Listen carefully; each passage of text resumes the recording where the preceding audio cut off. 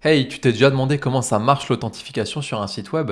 Il y a plein de méthodes qui existent. Dans cette vidéo, je vais t'en présenter une, celle qui utilise des tokens avec l'Authentification Token et le Refresh Token. Avant de commencer, je me présente rapidement. Je m'appelle Kevin, je suis développeur et ma mission c'est de simplifier tout un tas de concepts autour du développement web pour rendre ça accessible à un maximum de monde.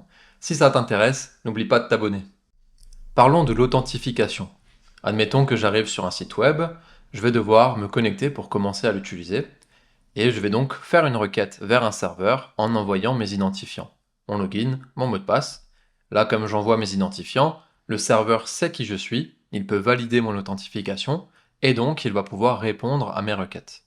Maintenant, l'information de si je suis connecté ou pas, elle n'est pas stockée au niveau du navigateur. Le navigateur, il n'est pas au courant de ça. On dit qu'il est stateless. Du coup, quand je fais une nouvelle requête, après l'étape de connexion, comment est-ce que ça se passe pour que mon serveur il sache si je suis connecté ou pas? Eh bien pour ça, on va utiliser ce qu'on appelle des tokens. Donc la solution à ça, c'est l'authentification à chaque requête, c'est-à-dire qu'à chacune de nos requêtes, on va envoyer quelque chose qui va nous permettre de reconnaître qui l'on est.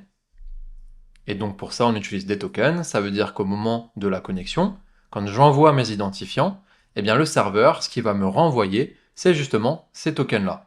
Et en l'occurrence, on en a deux dont on va parler tout de suite. Ces tokens, on en a deux. Le premier, c'est l'Authentification Token, qui sera représenté par cette pièce-là. Et enfin, nous avons le Refresh Token, qui sera représenté par une pièce avec une étoile en plein milieu. On va donc pouvoir être reconnu grâce à ces tokens-là. Ça veut dire qu'à chaque requête qu'on va faire vers le serveur, on va fournir des informations qui vont permettre au serveur de nous reconnaître grâce à ces tokens, et donc de donner une réponse favorable à nos requêtes. Pourquoi est-ce qu'on a deux tokens? On va commencer à parler du premier, qui est l'Authentification Token. L'Authentification Token, ça va très souvent être un JWT, un JSON Web Token. On en reparle juste après.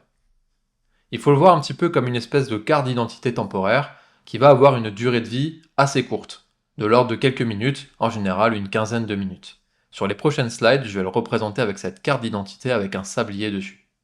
L'Authentification Token, il va être obtenu à la connexion. Donc quand je fais ma connexion et que j'envoie mes identifiants au niveau du serveur, le serveur lui va me renvoyer l'Authentification Token, c'est-à-dire cette espèce de carte d'identité qui sera valable une quinzaine de minutes. Du coup, je vais pouvoir utiliser cette carte d'identité pour toutes mes futures requêtes, et donc le serveur, quand il va regarder ça, il pourra me reconnaître et donc répondre favorablement à ma demande, puisqu'il sait qui je suis. En fait, ça fait office d'authentification. Maintenant, qu'est-ce qui se passe quand ce token-là est expiré? Eh bien, je vais faire ma requête en fournissant une carte d'identité qui n'est donc plus valide, puisque expirée. À ce moment-là, le serveur, ce sera comme s'il m'avait jamais vu. Il me reconnaît tout simplement pas. Donc, il va répondre avec une erreur à toutes mes requêtes que je vais faire avec cette carte d'identité qui n'est plus valide. Du coup, vous devez probablement vous dire, mais pourquoi est-ce qu'il expire aussi vite? C'est pas très pratique. Eh bien, c'est pour une question principalement de sécurité. Admettons que quelqu'un de mal intentionné arrive à récupérer votre Authentification Token. En fait, c'est comme s'il volait votre carte d'identité. Donc, il peut vraiment se faire passer pour vous. Prenons un exemple. Mon serveur, il va m'envoyer mon Authentification Token au moment de l'inscription. Si j'ai une personne mal intentionnée qui récupère ce token-là, il va pouvoir ensuite faire des requêtes vers le serveur en fournissant cet Authentification Token. Donc, en fait, c'est comme s'il montrait ma pièce d'identité à chacune de ses requêtes. Le serveur, lui, il va regarder ça et va se dire, bah oui, je reconnais en fait ce token. Donc c'est ok, je peux faire du coup la requête, je vais te renvoyer une réponse positive. Donc l'avantage d'avoir une durée de vie aussi courte, c'est que même si quelqu'un vous le vole, au pire, il pourra l'utiliser juste durant quelques minutes et après, ce ne sera plus valide. Parlons un peu plus en détail du JWT. Il est constitué de trois choses. La première, c'est le header, la deuxième, le payload, et la troisième, c'est la signature. En fait, le JWT, ce sera une longue chaîne de caractères constituée de trois parties séparées avec des points. La première partie, c'est le header, la deuxième, c'est le payload, et la troisième, c'est la signature. Regardons un peu plus en détail chaque partie. Déjà, le header, il va contenir des informations sur le type, en l'occurrence un JWT, et aussi sur l'algorithme qui a été utilisé pour générer ce token. La deuxième partie, c'est le payload. Il contiendra certaines données concernant le token, et on peut aussi y ajouter d'autres données en fonction des besoins. La dernière partie, ça va être la signature, et ça, c'est une signature qui va être générée en utilisant le header, le payload, l'algorithme, et on va rajouter un secret, et le secret, c'est quelque chose que seul le serveur connaît. Du coup, quelle est l'utilité de cette signature? Eh bien, si on reprend l'exemple de la connexion, quand je vais envoyer mes identifiants, le serveur va me renvoyer un token, et ce token il sera signé en utilisant le secret qui est représenté ici par une clé que seul lui connaît. Donc l'avantage de ça, c'est que quand je vais faire des requêtes vers mon serveur, en ayant une signature qui correspond bien à ce que peut générer mon serveur, eh bien il me reconnaît, il valide en fait mon JWT, et quand il valide mon JWT, ça veut dire OK, je reconnais que tu es bien connecté, que tu es bien authentifié, et donc j'accepte de te faire une réponse positive à ta requête. Prenons un autre exemple pour ça. Admettons que j'ai un premier serveur ici, avec une autre clé, donc un autre secret, qui est représenté par la clé violette, et que je fais une requête d'authentification vers ce serveur. Eh bien, je vais recevoir un token qui sera signé avec la clé violette.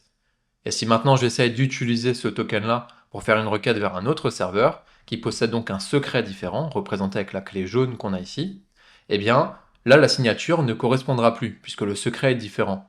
Donc là, le token, même si j'en ai fourni un token d'authentification, eh bien, il ne sera pas valide pour faire des requêtes vers ce serveur-là. Donc j'aurais beau être authentifié quelque part, si ça ne correspond pas à ce que mon serveur aura généré, la signature ne sera pas bonne, et donc la requête ne passera pas. On est considéré comme étant non authentifié.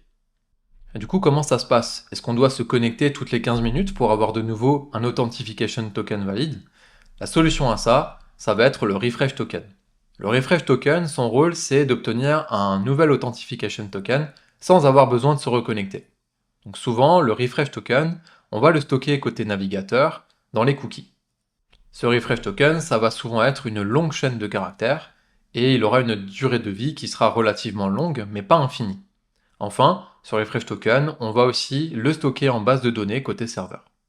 Reprenons maintenant l'exemple de la connexion. Quand je me connecte, je fais une requête en envoyant mes identifiants vers le serveur. Celui-ci va me renvoyer deux tokens. Le premier, c'est l'authentification token qui aura été signé en utilisant le secret que seul le serveur connaît. Et le deuxième token, c'est donc le refresh token. Au niveau de mon navigateur, je vais stocker ces tokens à différents endroits. Le premier, c'est le refresh token que je vais stocker au niveau des cookies. Et ça va plutôt être difficile à récupérer pour un hacker. Donc, c'est plutôt sécurisé, mais c'est pas non plus impossible de le récupérer. C'est pour ça qu'on va quand même mettre une durée de vie qui va être limitée dans le temps. Et le deuxième token, l'authentification token, lui sera stocké au niveau du local storage. Reprenons maintenant le cas où notre authentification token a expiré. Donc pour rappel, on fait une requête, mais la carte d'identité temporaire n'est plus valide. Du coup, le serveur, quand il regarde ça, ne nous reconnaît pas et donc refuse de répondre à la requête. C'est là où le refresh token va être intéressant. Donc côté serveur, on va avoir une base de données et à l'intérieur de cette base de données, on aura enregistré le refresh token qui aura été envoyé préalablement au navigateur. Donc cette fois-ci, si mon authentification token n'est plus valide, je vais envoyer mon refresh token. Le serveur va donc regarder est-ce que ce refresh token existe et est-ce qu'il est valide? Oui, je l'ai trouvé en base de données. Donc tiens, je vais te générer un nouvel authentification token, c'est-à-dire une nouvelle carte d'identité temporaire que tu vas pouvoir utiliser pour tes prochaines requêtes. Donc ça, c'est la mécanique du refresh token. Du coup, maintenant que j'ai ce nouvel authentification token, je peux l'utiliser pour mes futures requêtes. En fait, la carte d'identité est de nouveau valide, c'en est une nouvelle, et donc le serveur me reconnaît et va à nouveau pouvoir répondre positivement à mes requêtes, puisqu'il considère que je suis authentifié. Maintenant, que se passe-t-il si le refresh token expire aussi? Donc si je me retrouve dans le cas où l'authentification token n'est plus valide, normalement j'envoie mon refresh token pour obtenir un nouvel authentification token. Mais là, je ne retrouve pas ce token-là, ou alors il n'est plus valide en base de données, et donc le serveur va me dire non, désolé, je ne te reconnais pas non plus, je ne vais pas pouvoir te générer un nouvel authentification token. Donc il va répondre négativement à la requête, et ce qui se passe en général, c'est que l'utilisateur se fait déconnecter, et donc il va devoir repasser par l'étape de connexion pour obtenir un jeu de tokens à nouveau valide. C'est d'ailleurs pour ça que sur certains sites, vous allez vous connecter une fois, vous allez rester connecté pendant longtemps, vous n'aurez jamais besoin de remettre vos identifiants, et puis un jour, sans raison apparente, vous allez vous faire déconnecter, et donc vous allez être obligé de remettre vos identifiants, et bien c'est exactement à cause de ça. Passons maintenant sur un exemple concret. Je vais vous montrer un site web et je vais vous montrer ce qui se passe. J'ai pris ce site web pour l'exemple. Ici, j'ai fait un clic droit et j'ai cliqué sur Inspecter pour ouvrir ce panneau latéral, et ce panneau latéral me permet de voir les cookies. Ici, on voit qu'on n'en a aucun. Et aussi le local storage, on voit qu'il n'y a aucune donnée dedans. Maintenant, regardons ce qui se passe quand je me connecte. Là, quand je me connecte, on voit que j'ai un refresh token qui est arrivé dans les cookies, et on voit aussi qu'au niveau du local storage, j'ai notamment un champ qui s'appelle bearer token, et en fait ça c'est mon authentification token.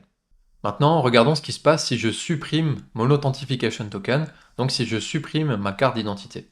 Je l'enlève du local storage, je vais aller sur network, je vais faire un peu de ménage, et je vais faire une action ici sur le site web qui nécessite une requête API, et donc qui nécessite d'avoir la carte d'identification. Eh bien, on voit que comme je n'ai pas d'authentification token, j'ai une requête qui est partie ici qui s'appelle refresh. Et en fait, cette route-là, vous l'aurez deviné, c'est celle qui me permet d'obtenir un nouveau authentification token. Donc maintenant, si je retourne au niveau d'application, dans le local storage, souvenez-vous tout à l'heure on avait supprimé le bearer token, et bien là, on voit qu'il y a un nouveau token qui est apparu, donc un nouvel authentification token.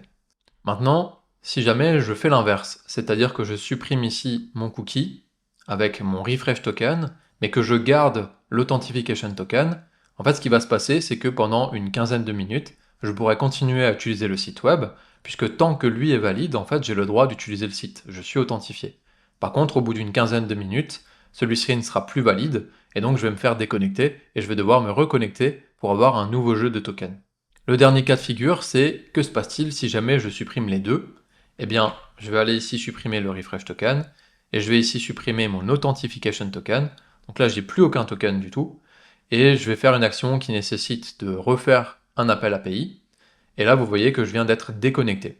Donc là, si je veux continuer à utiliser le site web, je vais devoir de nouveau me connecter afin d'obtenir un nouveau jeu de tokens avec l'authentification et le refresh token. Je voulais vous montrer une dernière chose. Ici, je vais aller récupérer l'authentification token. Donc je vais le copier et je vais aller sur ce site web qui s'appelle jwt.io et ici, je vais pouvoir coller en fait mon authentification token. Il faut juste que j'enlève ici les guillemets. Et là, en fait, ça me permet de décomposer tous les éléments de mon token. Donc comme on l'a vu, il y a trois parties. La première, ça va être le header. Vous voyez qu'à l'intérieur, il y a une information sur l'algorithme et aussi sur le type de token. Ici, c'est un JWT. Ensuite, on a la deuxième partie ici, qui est donc le payload. Donc j'ai certaines informations que j'aurai toujours, comme exp, IAT, etc. Ça concerne vraiment le token en lui-même. Et après, j'ai d'autres informations que je peux rajouter en fait au moment où je génère le token côté serveur. Et là, en l'occurrence, je vais avoir quelque chose comme le type, ici driver, et encore des ID qui sont vraiment propres à mon site, à mon application. La dernière partie qu'on a, c'est donc la signature. Ici, pour vérifier la signature, il faudrait que je renseigne le secret. Le secret, en l'occurrence, il est sur le serveur, moi je ne le connais pas, donc je ne peux pas le fournir, mais en tout cas, c'est ici que je le mettrai si je voulais vérifier la validité de la signature. Passons maintenant à la conclusion sur ces deux tokens. Le premier, l'authentification token, son rôle c'est d'avoir une identification temporaire, une espèce de carte d'identité qui aura une durée de vie très courte, et le refresh token, lui, son rôle c'est de pouvoir obtenir de nouveaux authentification tokens sans avoir besoin de systématiquement renseigner ses identifiants. Au niveau du stockage, l'auth token va être au niveau du local storage dans mon navigateur, tandis que le refresh token va être à la fois dans les cookies côté navigateur, mais aussi dans une base de données côté serveur. Pour la sécurité, l'auth token, c'est pas forcément optimal. Par contre, le refresh token, situé dans les cookies, ce sera plus compliqué de l'avoir, donc relativement une bonne sécurité. C'est pour ça qu'au niveau des durées de vie, l'auth token aura une courte durée de vie, de l'ordre de quelques minutes, tandis que le refresh token, lui, on peut se permettre de lui mettre plusieurs semaines de durée de vie. J'espère que cette vidéo vous aura aidé à y voir plus clair. N'hésitez pas à mettre en commentaire si jamais il y a des choses qui ne sont pas claires, je me ferai un plaisir de vous répondre. Et si cette vidéo vous a plu, n'oubliez pas de laisser un petit j'aime dessus, ça m'encouragera beaucoup pour continuer à produire du contenu.